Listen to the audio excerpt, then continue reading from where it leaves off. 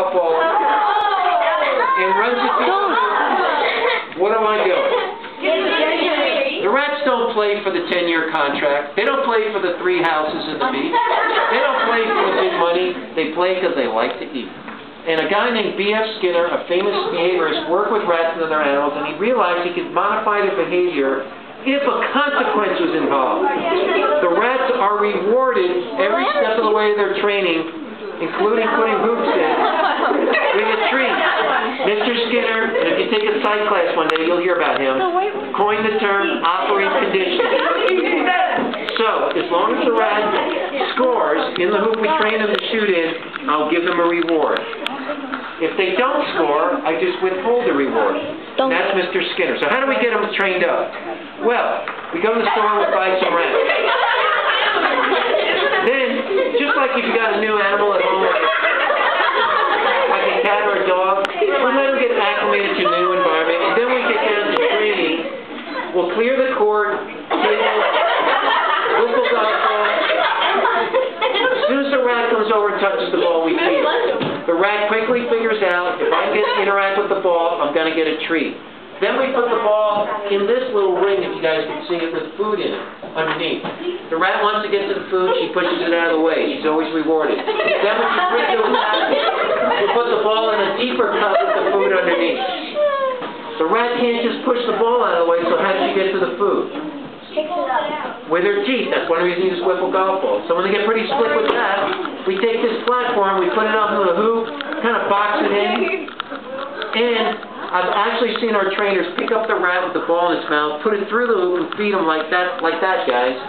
And the platform's lowered over time. At best, we've had rats playing in a month. Usually it takes 2 to 3 months, depends on the training. During the training, we also use this buzzer just before we feed them. That's more in line with the classical conditioning made famous by Ivan Pavlov. Who's heard of Pavlov or Pavlov's dog?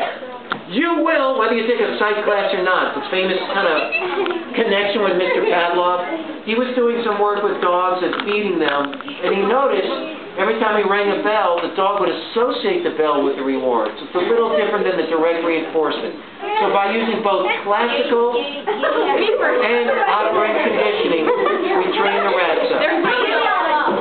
Now, it's kind of fun to watch them play, but there's real-life applications to this type of training with other animals. When there's a tornado or a hurricane or an avalanche, they got to bring in the search and rescue dogs. That's how they train them. Operant classical conditioning to find people. The dogs they have to spell out bombs and explosives to make your plane ride safer. Same kind of condition. Don't worry if I don't feed them every time. It's okay. I'll get to that. It's all right. I'll talk about that later. Hey, there's even a guy in South Africa who took these rats. They're like the size of small dogs.